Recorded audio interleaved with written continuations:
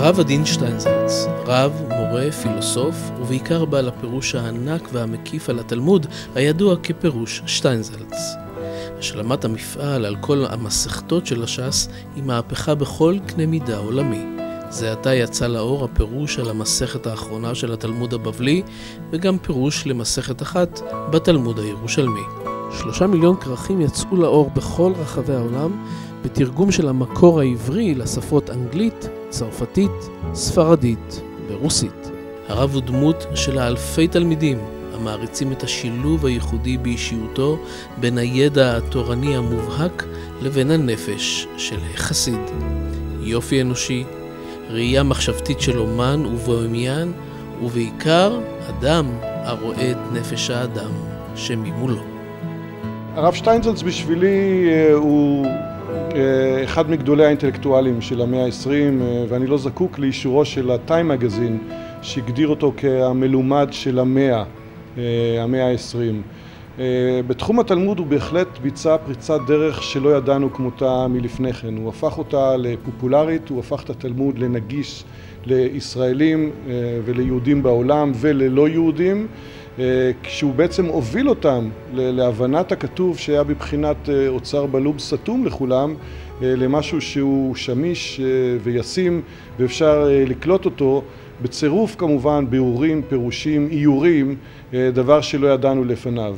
כל מה שבא אחריו זה בעצם חיקוי בצורה זו או אחרת למפעל החיים שלו. אני חושב שקודם כל מדובר באדם שהוא עצמו מפעל. אני חושב שאם יש אגור באיש אחד אינטלקט בסדרי גודל כמו הרב שטיינזלץ, אין לו מתחרה בעולם, האינטלקט שהוא נושא, ולאו דווקא אינטלקט יהודי. אני חושב שהוא פצצת אינטליגנציה שאין בדומה לה.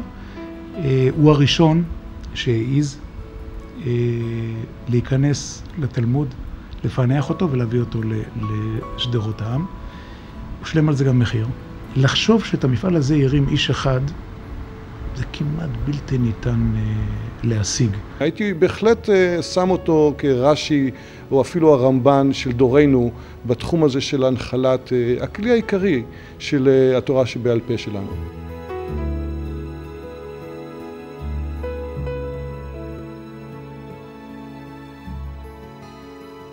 אחת הבעיות הגדולות שעמדו לפני כל הפרשנים שרצו להנגיש את הגמרא הייתה שקשה למצוא 10 שורות רצופות בגמרא שיש עליהן הסכמה של כל המפרשים. עכשיו, מי שבא לפרש צריך להחליט מה הוא עושה.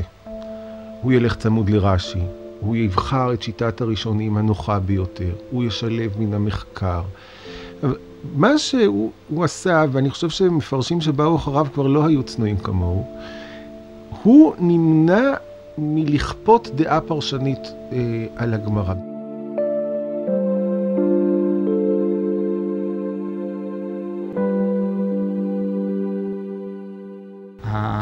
הדברים הקטנים שהרב שטיינזלץ שם בשני הצדדים של הדף, מהאישים דרך הלשון והבעלי חיים וכולל אורח ההלכה שיש למטה והעיונים הנוספים וכל הדברים האלה, אני חושב נותנים המון כלים ללומד הגמרא שבעצם הם חלק מהבנת הגמרא והם לא היו שם קודם.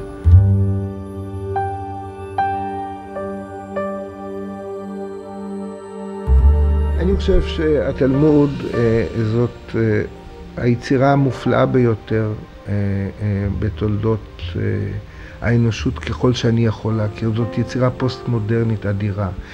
אני חושב שהיא אפילו במידה מסוימת מעמידה בצל את התנ"ך. זאת אומרת, התנ"ך בלי התלמוד, התנ"ך בלי חז"ל, התנ"ך בלי כל, הייתי אומר, הפרשנות או ההרחבות של חז"ל, התנ"ך היה נשאר ספר ישן, ספר של פעם. אין לי ספק שבזכות הרב עדין אבן ישראל שטיינזלץ, הגמרא תהיה נחלת הציבור הרחב, וזה דבר עצום.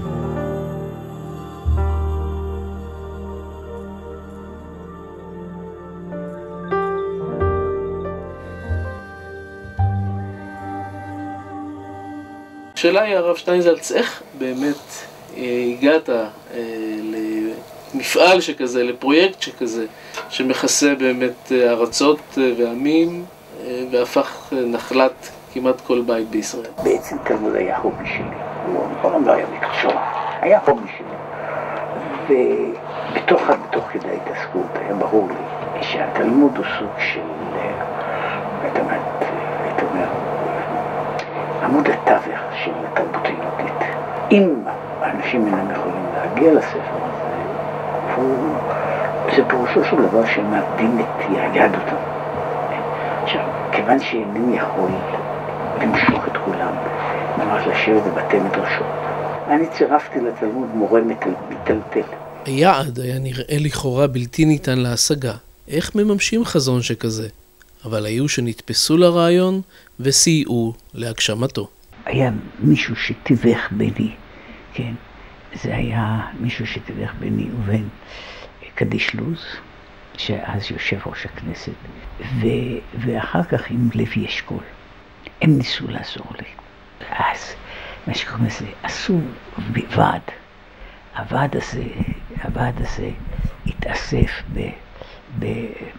זאת אומרת, הישיבה הראשונה של הוועד באופן פחות או יותר פורמלי הייתה מקום מוזר, ליד שולחן הממשלה. זה ממש ליד שולחן הממשלה, פעם ראשונה ואחרונה שראיתי וישבתי ליד השולחן הזה. זה היה ליד שולחן הממשלה, ואז ישבו שם אנשים שונים, ואז החליטו לעשות את זה, ואז התחילו הדברים ללכת.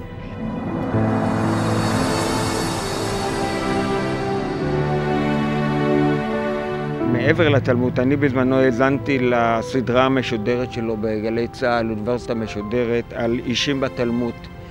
והוא דיבר על שורה של אישים מעצבי התלמוד, בתוכם אלה שהם שמותיהם נקראים פה על הרחובות. והוא הפך אותם לכל כך פשוטים, כל כך בהירים, ענקיים מצד אחד, והם כאילו יושבים לידך מעבר לשולחן מצד שני.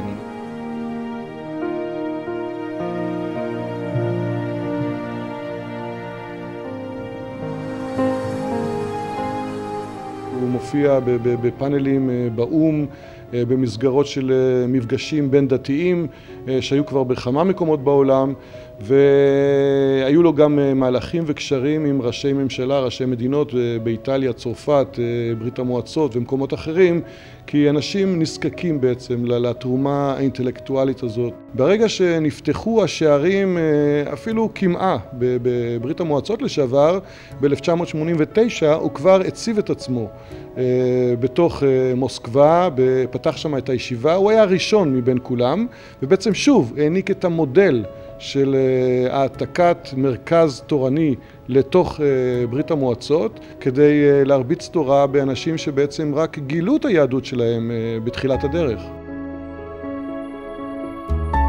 בסופו של דבר, חיים ומוות ובריאות הם תלויים בבוס הגדול. ואני לא יכול להחליט על זה. אני יכול להגיד שאני מתווה לעצמי רשימת עבודה של בערך עוד 170 שנה. יש לי עבודה עד אז אני יוצא לפנסיה. עכשיו, אם הקדוש ברוך הוא יסכים לתת לי את הזמן הזה, עם כל הכוח הראוי לזה, אני בשמחה אקבל ואני אעבוד בשבילו. אם הוא יגיד שמאיזו סיבה לא ברורה, שיותר טוב לי להיות למעלה מאשר למטה. לא, אני רק אומר, אני לא חושב שאני מספיק טוב בשביל להיות למעלה. כאן למטה אני יכול להתמודד איכשהו עם העולם, אבל למעלה אני לא בטוח שאני יכול. אז לכן הוא לא לוקח אותי, לא ממהר.